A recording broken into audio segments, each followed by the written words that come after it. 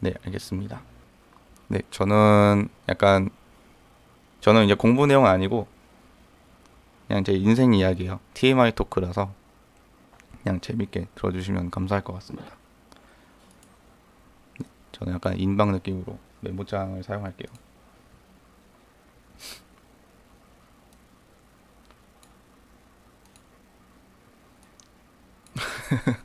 짜릿한가요? 네, 알겠습니다. 그러면 시작을 할게요. 일단 네, 저의 인생 이야기. 인생 이야기. 저는 일단 2000년 2월 11일 강서구에서 강서구공원에서 태어났고요. 태어났고 네, 그냥 태어났어요. 이때 태어났고 이제 두 살 때쯤에 공항동에서 그 수원으로 이사를 갔어요. 잘 갔고 23살 아니고 22살입니다. 네, 아직 22살이에요. 아직 조금 어립니다. 그래서 이사 갔고 이 당시에 메모장이요? 됐나요?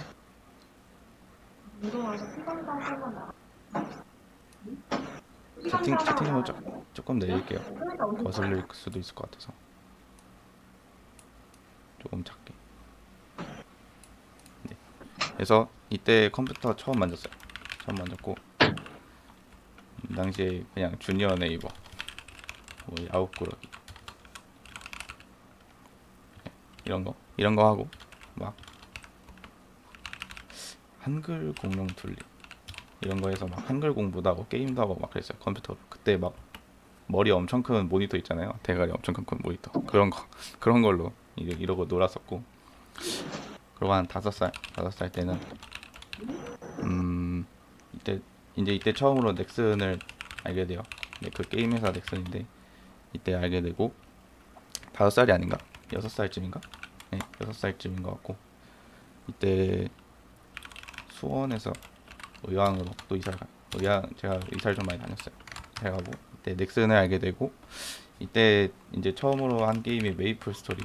요즘 아주 핫하죠. 그 확률 문제 때문에 이때 이제 메이플 스토리를 처음 했는데 이때 아버지가 같이 키워주셨어요.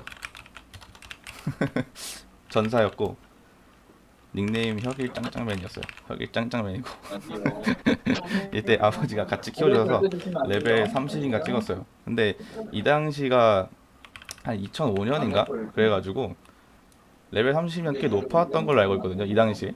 그래서 네, 아버지가 열심히 키워주셨었고 그리고 네, 혹시 지금 말씀 중인 거 아니시면 마이크 꺼주시면 감사할 것 같아요. 그리고 그 다음에 또 넥슨의 대표 게임 서든어택을 그때 처음 잡혔어요. 서든어택을 처음 잡혀서 웨어하우스 게임하고 막 이때 이제 M16 막 쏴보고 막 술탄도 막 던져보고 막 파이어 인더 홀 하면서 막 네, 6살인데 그때 처음 막 그런 거 하고 한 8살, 7, 8살까지 한 것 같아요. 막 그랬고 그때 또 카트라이더도 했는데 카트라이더는 어머니랑 같이 했어요.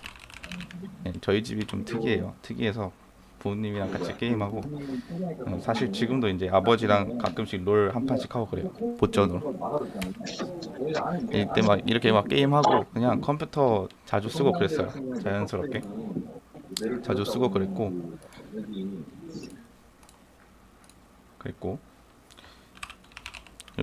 일곱 살 아니다.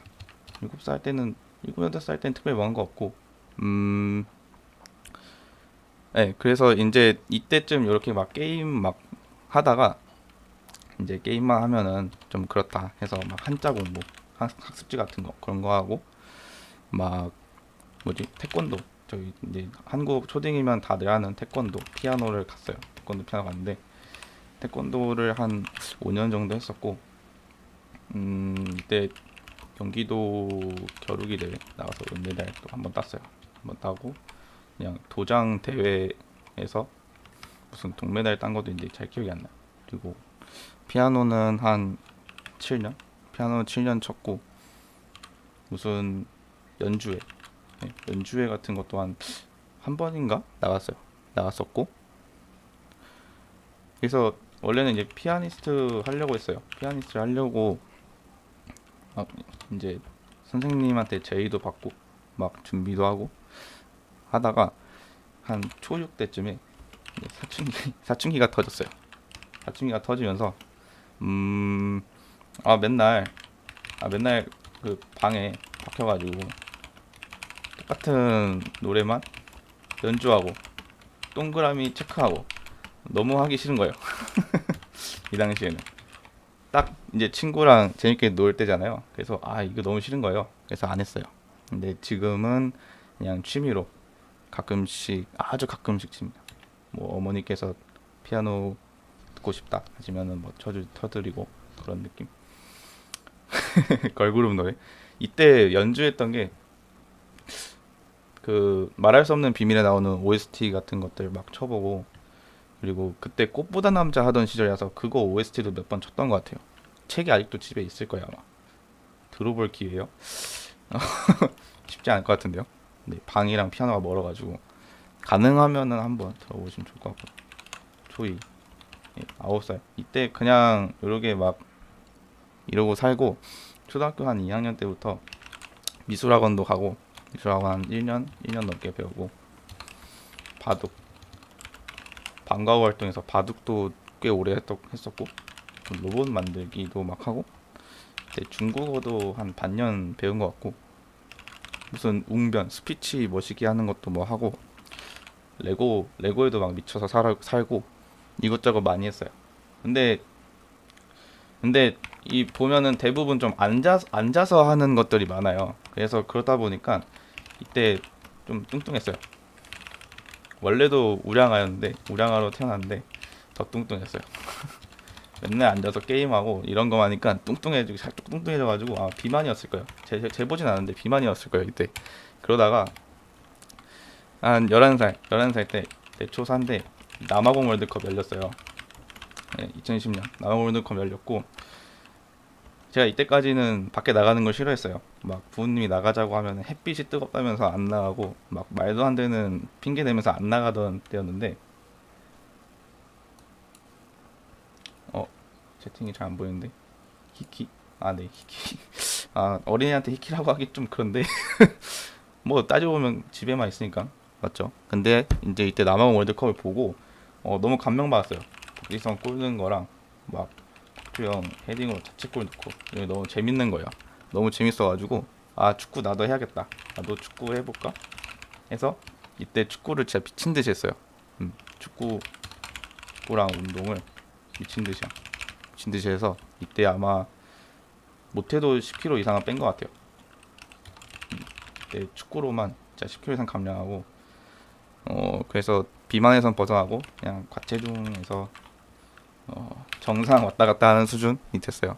이때 축구를 너무 재밌게 해가지고 이 이후로 9년 동안 축구부 했어요. 9년 동안 축구부만 하고, 초등학교 4, 5, 6학년 3년은 교내 말고 교외 축구부였어요. 교외 축구부였고, 이때 대회도 한 2번 나갔어요. 한 번은 춘천이었고, 한 번은 일산 어딘가에서 했어요. 일산이 아닌가? 일산 어딘가에서 했어요.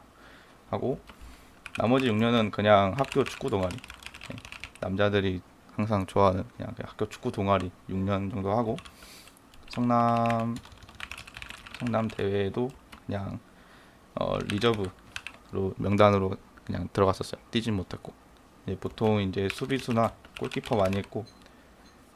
근데 그래서 지금도 축구는 좋아해요. 지금도 축구 좋아하고, 이 축구 좋아하는 것 때문에 제 인생이 한번 바뀌는 일이 생기는데, 그거는 이따가 또 알려드릴게요. 그래서 12살 때 이제 초5인데, 그때 의왕에서 이제 일산으로 이사를 가요. 이사하고 별일 없다가 한 초6때 한 수영을 시작해서 수영 한 2년 했어요. 이때 수영 한 2년 정도 배우고, 수영은 지금도 좋아해요. 헬스 같은 거 할 때마다 항상 수영 곁들여서 하고, 축구부 하고 이때 이제 피아노 관둔 거고. 그래서 이제 막 축구만 하고 막 놀고 게임하고 막 이랬죠. 그러다가 14살 중1 때 롤에 미쳤어요. 롤에 미침. 롤만 했어요. 진짜 계속 게임만 했어요. 피방만 가고 게임만 하고 집에 오면 또 게임하고 계속 게임만 했어요. 진짜 미친 듯이 롤만 하고. 근데 제가 게임엔 별로 재능이 없나 봐요. 맨날 실버에서 멈췄어요. 네, 그래서 그냥 지금도 즐겜러요. 별로 진지하게 아니에요. 게임은 재밌게 하자라는 주의고. 그래서 아무튼 이때 아무튼 이랬고, 15살 때 중2 때는 이제 기타 연주를 한 반년 배웠어요. 반년 배우고 이때 복싱도 한 3개월 했는데 줄 넘기만 주구장창 하는 거예요. 아, 저 이런 거 싫어한단 말이에요. 제가 재미없어 하는 거, 오랫동안 하는 거 싫어해서 네, 금방 그만두고. 그리고 한 스쿼시 반년 정도 했어요. 그 테니스 라켓 들고 벽에다 치는 거 있죠. 그거 한 반년도 하고. 뭐 이때 수영, 축구, 뭐 자전거, 그냥 계속 운동만 하는 시기였고. 그러다가 우연찮게 이때 이제 처음 시어너를 접해가지고 시어너 독학을 했어요. 열혈 모시기 그 책 있잖아요. 이때 시어너 처음 접해서 시어너로 막그 비만도 계산기나 아니면은 그냥 간단한 시뮬레이션 게임 같은 거, 그냥 정말 간단한 거 막 짜고, 막 비만도 계산기로 BMI 잰 다음에 나 과체중이네 하면서 더 운동 열심히 하냐, 그런 수준. 근데 제가 주변에 뭔가 IT 공부하는 분이 없었어요. J2KB 하기 전까지도 없었고. 그렇다 보니까 이런 걸 공부하고 나서 누구한테 좀 물어보고 싶은데 그런 분이 딱히 없어가지고 그래서 그냥 이 이후로 코딩은 더 하진 못했어요. 일 끝났고 이제 16살 중3 때, 이제 이때가 어떤 저의 인생 터닝 포인트예요. 터닝 포인트고, 이게 약간 축구랑 연관이 좀 있어요. 연관이 있는데, 이때 아버지가 런던을 출장 가셨어요. 출장을 가시는데 저는 이제 아스날을 굉장히 좋아해요. 아스날을 굉장히 사랑해서 따라가고 싶었어요. 아스날 연고가 런던이에요. 런던이고, 여기 이제 그래서 구장이 있어요. 에미레이츠 스타디움이 있어서 이걸 너무 가고 싶은 거예요, 그때. 그래서 아버지가 허락을 해주셔가지고 따라갔어요.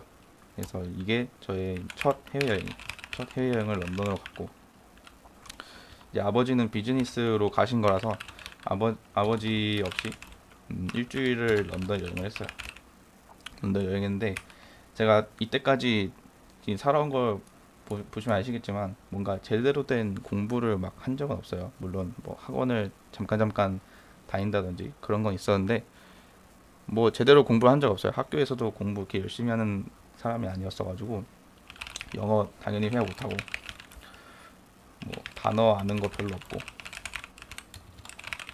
아무것도 못해요. 그래서 이때 단어장이랑 구글 번역기 이 두 개만 들고 열심히 돌아다녔어요. 구글맵도 키면서 열심히 돌아다녔어요. 런던 열심히 돌아다녔고. 근데 이제 이때 이렇게 돌아다니면서 이제 많은 걸 느꼈죠. 일단 첫 해외여행이기도 했고, 한 10시간 정도 비행기 타고 오니까 완전 이제 다른 세상이 펼쳐져 있는 거죠. 이런 건물 모양 양식 같은 것도 다르고, 사람 인종 당연히 다르고, 말하는 거 당연히 다르죠. 언어 다르고, 뭐 음식 다르고, 문화도 다르고, 그냥 거기에서 경험했던 모든 것들이 한국과 너무 달랐어요. 너무 달라서 이때 약간 망치로 머리 맞는 것 같이 뭔가 띵 했어요. 그냥 지금까지 내가 했던 모든 것들이 참 우물한 개구리다 라는 생각이 들었고, 이때 처음으로 해외에 나가야겠다 막연하게 생각했어요. 무조건 그냥 뭘 하든지 나는 해외에서 해야겠다 라는 생각을 그냥 했고, 그냥 그러고 귀국했어요. 귀국하고 이제 이 중3 2학기 2학기 때 일산에서 분당으로 이사 가요. 또 이사 갔어요. 네, 계속 이사만 가요. 그래서 그런 다음에 이제 17살 고2인데 고등학생이면 참 친구 중요하잖아요. 친구 중요한데 중3 2학기 때 이렇게 멀리 이사를 와버리니까 학교에 친구가 없어요. 학교에 친구가 없어가지고 그래서 혼자 생각할 시간이 많았어요. 생각할 시간이 많았고 그래서 이제 뭐라 해야 될까? 내가 해외에서 뭘 하면서 살 수 있을까? 그런 고민을 많이 했어요. 그러다가 이제 들었던 생각이 요리랑 제과제빵인데 요리랑 제과제빵 생각한 이유가 좀 어떤 세계 각지 레시피 배우면서 약간 노마드 셰프 같은 느낌이죠. 여기저기 돌아다니고 싶었어요.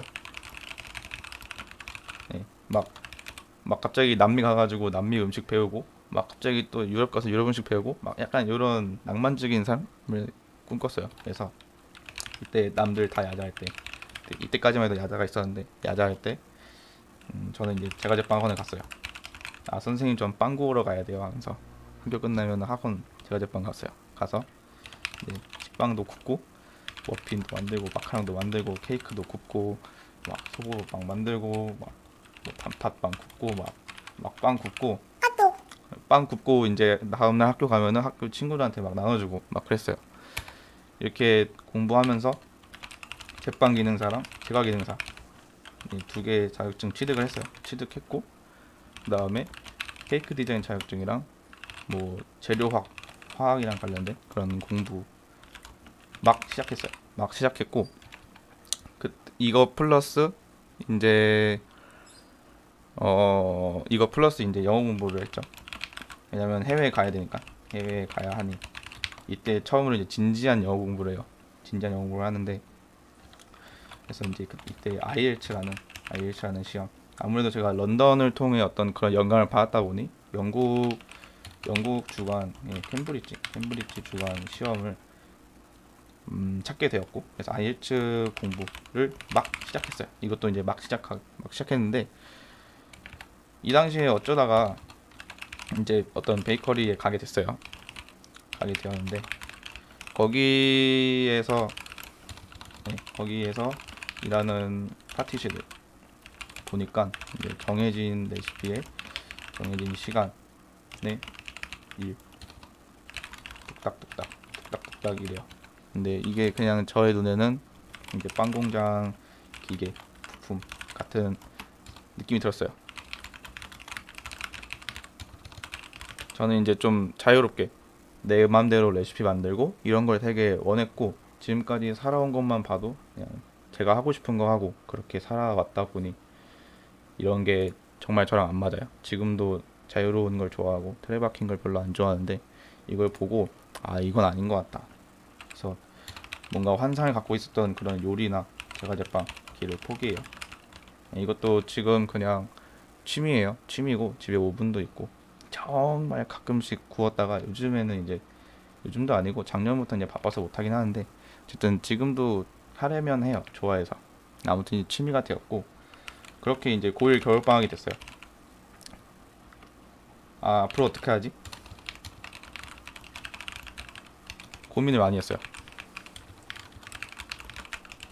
근데 이러다가 다시 생각난 게 시언어예요. 중2 때 잠깐 해봤던 그 시언어가 생각이 났는데 이유가 뭐냐면 이제 외국에서 뭘 하든지 이제 그 나라 언어를 해야 돼요. 그렇죠?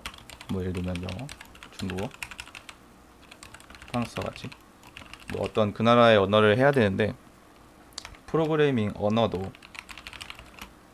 어떻게 보면 같은 언어가 아닌가?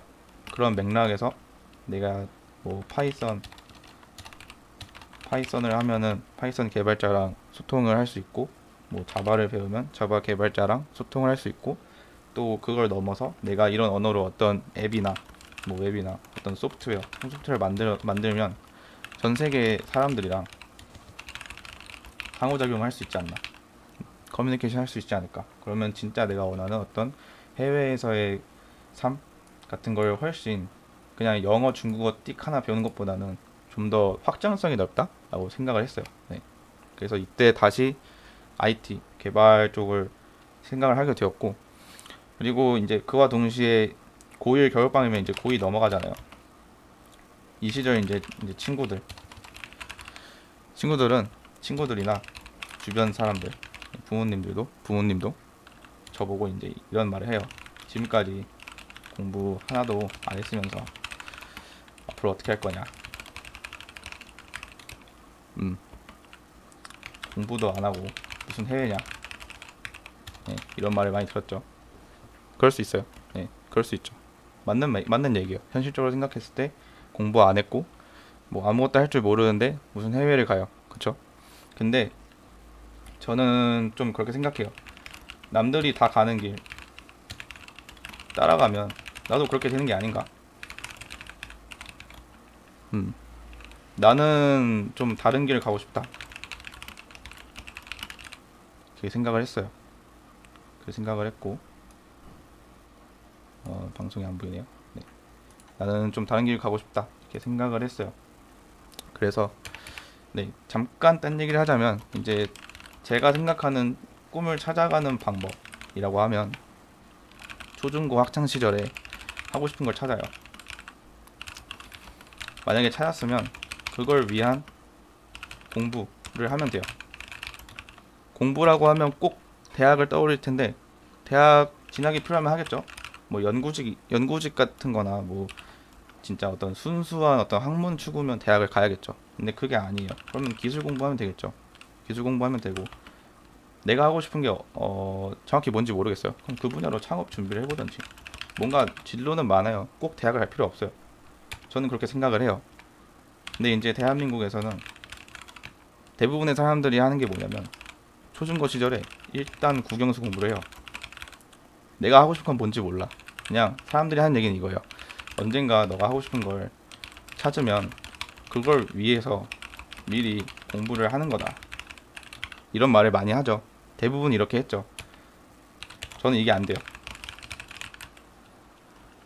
저는 목적이 불분명하면 의지가 없어요. 의지가 없어져요. 손이 안 나가요. 그걸 위한 공부. 내가 하고 싶은 게 없는데 어떻게 그걸 할 수 있지? 이유가 없어요. 저한테 동기부여를 해줄 수 있는 어떤 이유가 없어요. 저는 이게 안 돼요. 그래서 공부를 안 했어요. 내신 공부 안 했어요. 초중고 다 안 했어요. 내신 공부 안 했어요. 지금도 할 생각 없어요.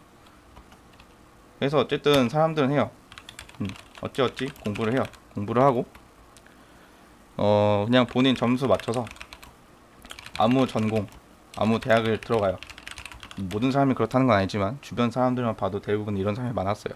그래서 아무튼 이렇게 들어가고 막상 공부를 해보니 전공이 나랑 안 맞아요. 나랑 안 맞아요. 그래서 그 다음에는 휴학, 편입, 재수, 반수, 자퇴 아니면 공무원 준비 이런 루트로 많이 가죠. 뭐 최근에야 이제 본인 꿈 찾아서 떠나는 그런 게 그나마 생기지만 아직도 많은 사람이 이렇고 앞으로도 그럴 것 같아요. 아무튼 잠깐 딴 얘기를 했고 그래서 아무튼 저는 다른 사람들 이야기하는 거 무시하고 제가 하고 싶은 대로 하기로 했어요. 16살 고2가 됐고 이때 이제 IT에 대해서 본격적으로 알아봤어요. 알아봤고 IELTS 시험 준비를 했어요. IELTS 이때 학원 처음 갔을 때 그때 거기서 모의 테스트를 보는데 0점 나왔어요. 진짜 아무것도 못했어요. 아무것도 못하고 0점 나왔어요. 이때도 학교에서 영어 시험 보면은 한 30점. 진짜 열심히 풀어야 30점 나올랑 말랑. 그랬고 이때까지도 비동사의 정확한 정의를 몰랐어요. 진짜 몰랐어요. 아무것도 몰랐어요. 고2 때까지 그러니까 영어 공부를 아예 안 한 건 아닌데 열심히 하지 않았으니까 이런 거를 다시 해보려니까 모르는 거예요. 이런 상태에서 이제 IELTS를 학원을 주 한 2, 3회 다녔어요. 그렇게 많이 다닌 건 아니죠. 많이 다닌 건 아닌데 주 2, 3회 다녔어요. 다니고 대신 제가 뭔가 하고 싶은 게 생기면 그래도 그거만큼은 열심히 하는 편이에요. 그래서 IELTS 주 2, 3회 다니는 거 외 시간에 집에서 이제 오면은 라이팅 공부도 좀 해보고 캠브리지 IELTS 책 사가지고 집에서 리스닝도 하면서 풀어보고 하면서 공부를 했어요. 그래서 약 10개월 정도 학원 다니고 0점이었던 걸 6.0점까지 올렸어요. 6.0점 이제 IELTS가 뭔지 잘 모르시는 분들을 위해서 약간 이제 비교할 수 있는 걸 알려드리자면 이민을 가려면 IELTS 최소 6점 필요해요. 이민을 가기 위한 최소 점수이고 해외 의대나 약대 가려면 최소 6.5가 필요해요. 근데 제가 이때 10개 만에 6.0을 땄어요. 영어 거의 못한 상태예요. 열심히 했었죠. 열심히 했었고 또 이 시절에 유학 박람회 많이 다녔어요. 거의 한 10번 이상을 갔었고 이제 다양한 나라들을 다녔죠. 다닌 게 아니라 이제 알아봤죠. 처음에 이제 미국 아이템은 최고죠. 아이템은 최고인데 미친 물가, 미친 학비. 쉽지 않아요. 저희 집 그렇게 잘 살지 않아서 너무 어려웠어요. 그래서 또 이때 이제 총기 난사 사건 너무 많이 나와가지고 무서워요. 총 맞고 막 죽는 험한 삶은 싫었어요. 그래서 오케이 제외. 그 다음으로 생각한 게 이제 영국. 저한테 어떤 해외 그런 계기를 준 영국. 이제 그 당시에 또 런던에서 테러가 나요. 무서워. 런던 테러. 그리고 여기도 만만치 않게 미친 물가 학비. 미쳤어요. 그리고 지금 생각해보니까 날씨가 우중충해요. 그래서 마음에 안 들어요. 여기도 X. 그러고 나서 생각한 게 핀란드 생각을 했어요. 핀란드 생각했는데 핀란드 하면은 IT랑 스타트업 좋아요. 굉장히 좋고 유명한 기업도 많이 나왔죠. 많이 나왔는데 갑자기 핀란드어를 하면서 그리고 제가 추운 거를 별로 안 좋아해요.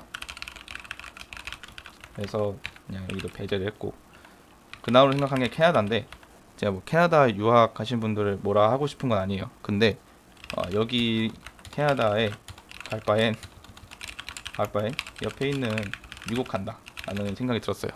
그리고 여기도 추워요. 그래서 여기 X. 그 다음에 생각한 게 싱가포르인데 싱가포르 IT 강국 맞죠? 맞는데 중국어 해야 되는 게 조금 부담스럽고 또 여기도 물가랑 학비가 꽤 미쳤어요. 근데 여기도 조금 쉽지 않더라고요.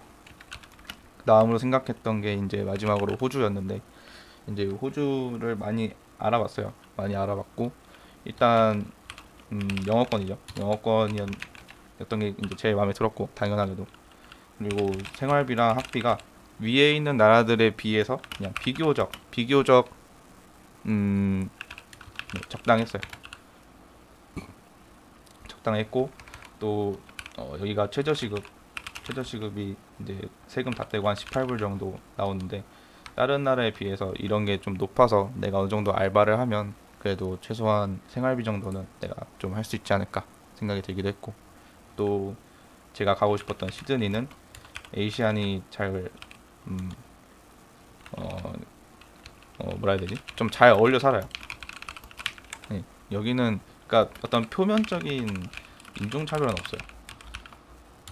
표면적인 인종차별 없고 뭐 유리천장 이런 거 있을 수 있는데 그런 거 뭐 다 깨부순다는 마인드라서 별로 신경 쓰지 않고 그래서 시드니는 이런 거 적당히 잘 어울려 사는 문화도 마음에 들었고 무엇보다 날씨가 참 좋아요.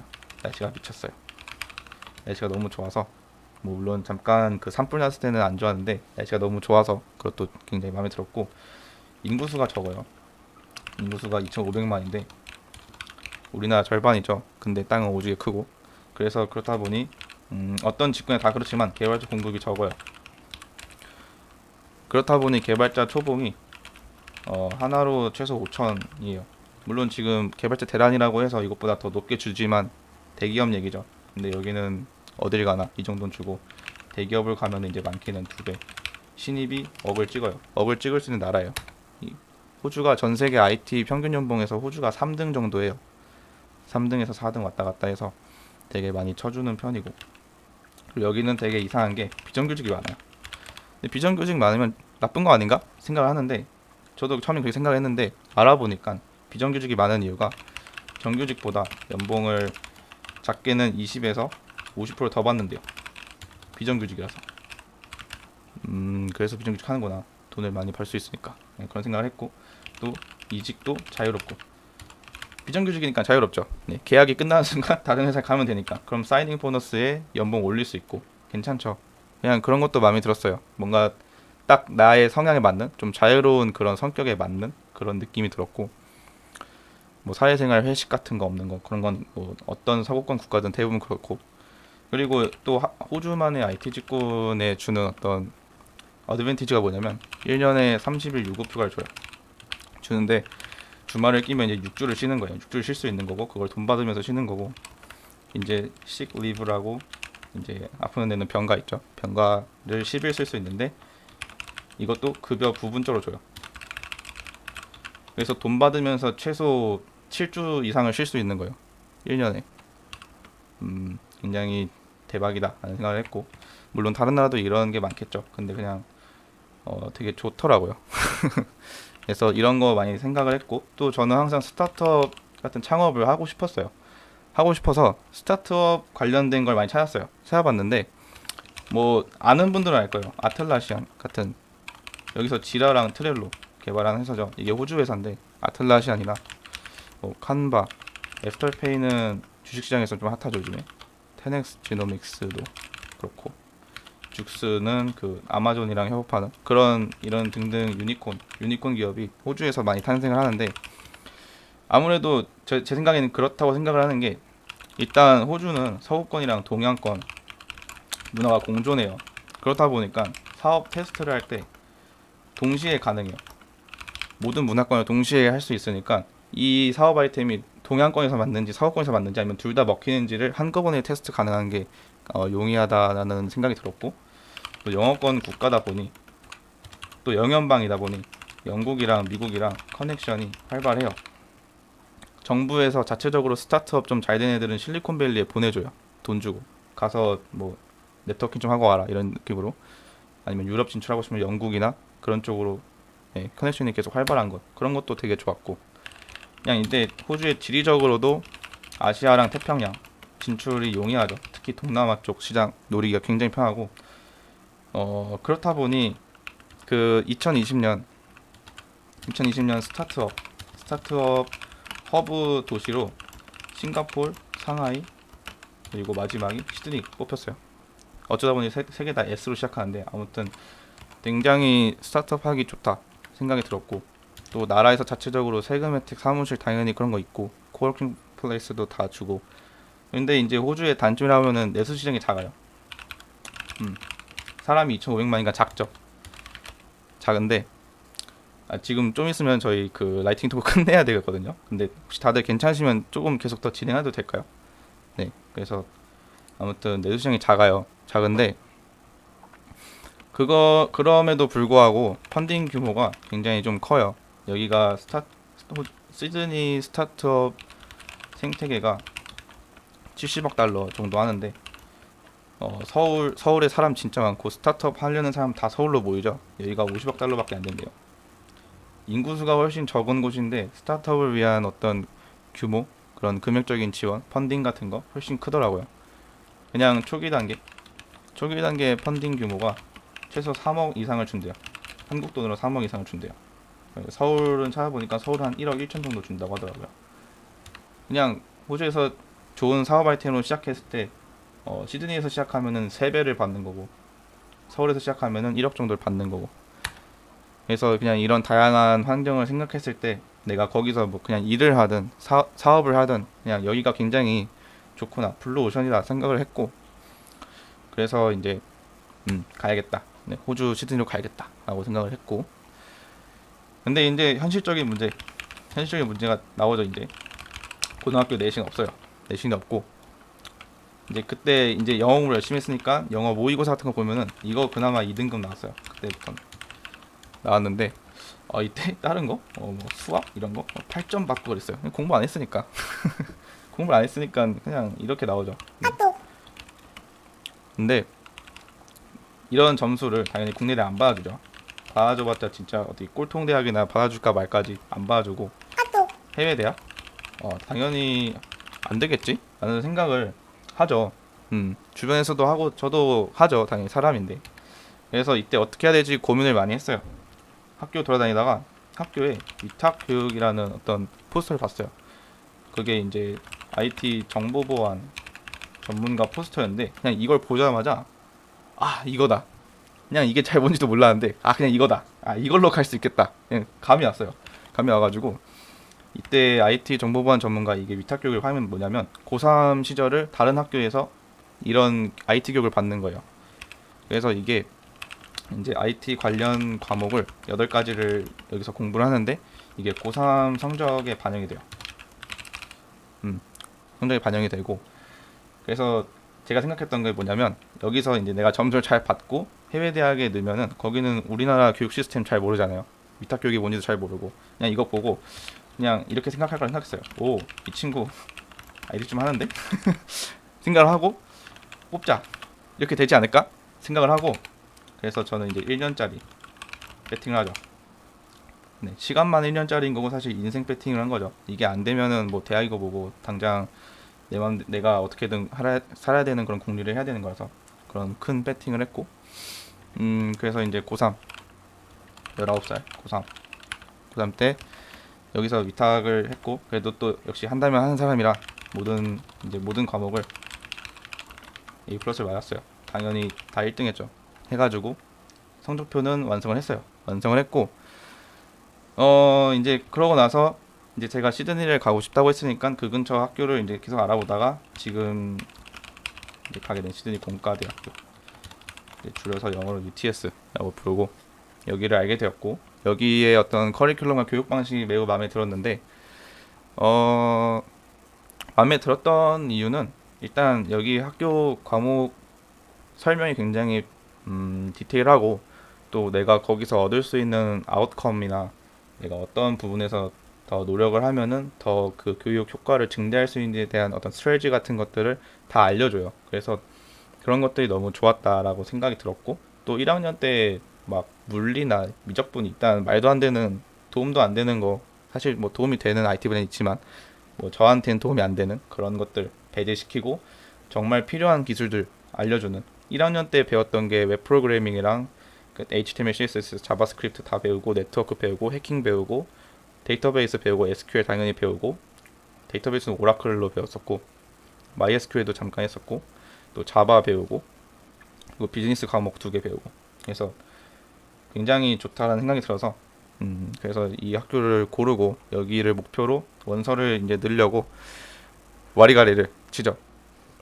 그래서 이제 이때 최종적으로 완성을 한 게 이제 IELTS 6.0이랑 그런 성적표, 네, IT 이제 성적표 이건 이제 고3만 IT인 거예요. 이걸 들고 유학 박람회를 많이 다녔어요. 근데 대부분의 유학사들이 거절해요. 난색을 표해요. 왜냐면 이런 성적표는 본 적이 없다. 이런 걸로 유학 간 사람 본 적 없다. 쉽게 얘기해서 설레가 없는 거예요. 설레가 없어요. 그래서 어떡하지 하면서 돌아다니다가 우연찮게 이제 유학네트라는 그런 조그만 유학사를 알게 돼요. 엄청 작은 건 아닌데 한 중소 정도 유학사를 알게 되는데 여기서 이 성적표를 보더니 막 좋아해요. 막 좋아하고 흥미를 보여요. 그래서 왜 그런가 했더니 그 사람들이 이런 성적표로 합격을 할지 궁금하대요. 그쪽에서 궁금하다는 거죠. 저 같은 어떤 모험심을 가진 분이 있던 거죠. 궁금해서 이분들이 입학 수속비 공짜로 해줬어요. 공짜로 해준 거예요. 여기 입장에서는 어떻게 보면은 이게 성공하면 새로운 사업 루트니까 해줬다라는 생각이 들었는데 아무튼 입학 수속비 공짜로 이때 호주 대학 한 4군데에 넣었는데 한 군데 빼고 3군데에서 합격했어요. 합격을 했고 그 중에 이제 저희 학교가 시드니 공대가 있었던 거고 그래서 결과적으로는 배팅에 성공을 한 거고 이제 그러고 나서 이제 20살이 됐죠. 고등학교 졸업하고 대학교 1학년 이때 이제 그냥 학교 열심히 다녔고 외국인들이랑 영어 쓰는 거 처음이었어요. 영어 쓰는 거 처음이었고 아무래도 한국에서만 공부를 했고 커뮤니케이션 스피킹 같은 것도 다 한국인이랑 하다 보니까 처음엔 많이 어려웠어요. 많이 어려웠는데 뭐 그만큼 많이 배웠죠. 많이 배웠고, 그리고 이때 이제 공부를 하면서 9에서 10개월 9에서 10개월 정도를 이제 일을 했어요. 일을 했고 거의 매주 16에서 20시간 정도는 이제 일을 한 건데, 이틀 정도씩 일을 했는데, 주방보조 알바를 했고, 어 이거 하면서 이제 학비 제외하고 생활비, 식비, 교통비, 뭐 그냥 롯데 쓰는 돈, 뭐 쇼핑 이런 거 다 제가 감당을 했죠. 잘 감당을 했고, 네, 그래서 한 9개월 정도는 다 제가 내고, 이제 학비만 이제 부모님께서 내주셨고, 네, 그래서 부모님한테 지금도 많이 감사드리고 있고, 그래서 이렇게 열심히 살았고 학교 공부 열심히 했고, 근데 또 IT 분야가 참 많아서 많이 방황을 했어요. 방황을 했고, 그러다가 이제 1학년을 마치고 21살이 됐어요. 이때 이제 귀국하고, 그러다가 나도 방황을 너무 많이 하니까, IT 분야 너무 많으니까, 어떻게 공부하지, 뭐 공부하지, 이렇게 고민하다가 J2KB가 그래서 만들어졌어요. 네, 그러다가 J2KB 만들어졌어요. J2KB 설립이 됐어요. 네, 4월달에 귀국하고 J2KB 만들었고, 이때 이제 그 저랑 같이 만든 초창기 멤버 중에 한 명이랑 이제 귀국하고 나서 오랜만에 밥을 먹었는데, 그때 명륜 진사갈비였나? 거기서 먹었던 것 같아요. 먹다가 이 친구랑 얘기를 하다가, 너는 대학 어디 갔냐? 막 하면서, 나 전공 막 컴공이야 막 그랬어요, 그 친구가. 그래서 그래? 나랑 한번 같이 공부해 볼래? 그냥 이 한마디 한 게 J2KB가 만들어진 거고, 지금까지 커져서 여러분이 들어온 거예요. 그래서 이때 J2KB를 만들었고, 그리고 한 7월 달쯤에 이제 군입대 하고, 그래서 이제 그러고 J2KB가 쭉쭉쭉쭉 커진 거고, 그래서 현재 이제 22살이고, J2KB 3기가 이제 시작이 됐고, 군복무 계속 하고 있고요. 그래서 이제 어떤 이런 결론들이 다 J2KB에 담겨 있어요. 이제 제가 지금까지 살면서 지금까지 내가 했던 모든 방황들, 정말 많은 거 했죠. 위에서 말씀드린 것처럼 이런 진짜 말도 안 되는 다양한 것들을 많이 했어요. 많이 했고, 이런 모든 방황들, 다른 사람들은 최대한 안 했으면 좋겠다 생각이 들었어요. 최대한 안 했으면 좋겠다. 그리고 이제 제가 그런 지금까지 하던 모든 활동들이나 자율적으로 살아왔던 것들, 자유롭게 살았던 것들, 자율적인 공부, 그리고 또 시드니에서 살면서 커뮤니케이션 하는 걸 많이 했고, 수업 자체가 이제 많이 토론으로 진행되다 보면 커뮤니케이션 많이 하고, 또 프레젠테이션도 굉장히 많이 했어요. 그래서 누군가에게 내 이야기를 들려주는 그런 어떤 활동들, 이런 것들이 이제 토요일 정기 세션, 미팅, 유니콘, 라이트닝 토크, 모두 이런 맥락에서 나온 거예요. 자율적인 공부를 할 수 있고, 커뮤니케이션을 좀 할 수 있고, 제가 지금 라이팅 토크 하는 것처럼 누군가한테 내 이야기를 들려줄 수 있는 이런 연습을 할 수 있는 활동들. 그리고 이제 제가 한 학기에 과목이 많으면 이제 한 4개고 적게는 2개예요. 그래서 2개에서 4가지 과목만 집중해서 하는 공부를 그때 굉장히 좋다고 느꼈어요. 그렇게 하니까 좀 더 딥하게 파고들 수 있어서 너무 좋았는데, 그런 것 때문에 지금 이제 서브젝트 2가지 제안하는 거고, 한번 골랐으면 그거를 집중적으로 해봐야 되니까, 이것저것 다 하는 것보다, 문어발식으로 하는 것보단 일단 몇 개 골라가지고 딱 해라. 그게 훨씬 효율적이고, 대신 이제 선택은 자유. 왜냐면 학교에서도 과목은 자유롭게 선택할 수 있으니까. 변경은 불가. 학교에서 변경 못하니까. 그런 모든 것들이 이런 시스템에 녹아 있는 거고, 또 저희 이제 그런 학교에서 그렇게 적은 과목으로 하니까 그런 강의를 가는 시간 자체는 적었어요. 대신 남는 시간에 내가 공부를 안 하면 학교 점수가 안 나오고 공부를 못 따라가요. 그래서 투두나 일정 관리 하지 않으면 학교 공부 안 되고 점수 개판이에요. 그래서 어쩔 수 없이 저는 계속 매주 일정 관리하면서 공부하고, 투두 리스트 관리하고 했는데, 그게 주간 개인 목표로 J2KB에 지금 들어와 있는 거예요. 매주 목표를 정해서 하지 않으면 개판이 되니까 그래서 이게 JTKB 주간 개인 목표에 들어있는 거고, 또 그랑 동시에 제가 이제 1학년 하면서 느꼈던 게 선배나 다른 개발자들, 대학교 1학년은 프로젝트나 대회 팀이나 뭐 아니면 동아리에 잘 안 받아줘요. 그런 게 유니콘 주니어 개발자 9 멘티, 2기획과 통해서 멘티라는 이름이었죠. 이런 맥락으로 다 생긴 그런 시스템들이고, 그래서 이게 지금 현재 J2KB인 거예요. 어떤 저의 모든 인생 가치관이나 경험 같은 것들, 그런 것들이 모두 스며든 게 현재 J2KB 활동이고, 그런 점들을 어느 정도 인식하고 여러분들이 활동을 해주시면 더 좋지 않을까. 그래서 결론은 이 J2KB의 어떤 성격을 좀 더 와닿게 설명해보고자 제 인생 이야기를 쭉 진행했습니다. 네, 그래서 여기서 끝이고, 궁금하신 거 있으시면 질문해주세요. 지금은 한국이죠. 군인이니까. 네, 지금 상근 예비역으로 군 복무하고 있으니까 한국이에요.